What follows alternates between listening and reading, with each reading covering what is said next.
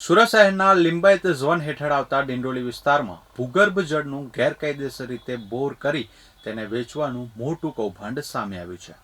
ડિંડોલી માનસી રેસિડેન્સીની સામેના ભાગમાં કેટલાક તત્વો દ્વારા મહાનગરપાલિકાની પરવાનગી વગર મોટા પ્રમાણમાં બોરવેલ બનાવી પાણી કાઢવામાં આવતું હતું।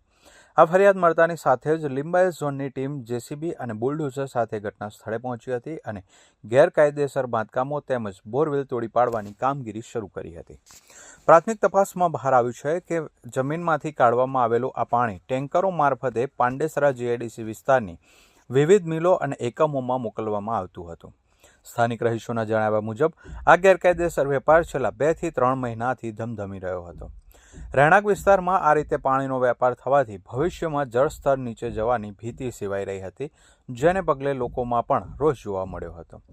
આ કામગીરી અંગે માહિતી આપતા લિંબાયત ઝોન પાણી વિભાગના જુનિયર એન્જિનિયર પિયુષ રાઠોડે જણાવ્યું હતું કે અમને ફરિયાદ મળી હતી કે અહીં બોરવેલ બનાવી પાણીનું ગેરકાયદેસર વેચાણ થઈ રહ્યું છે।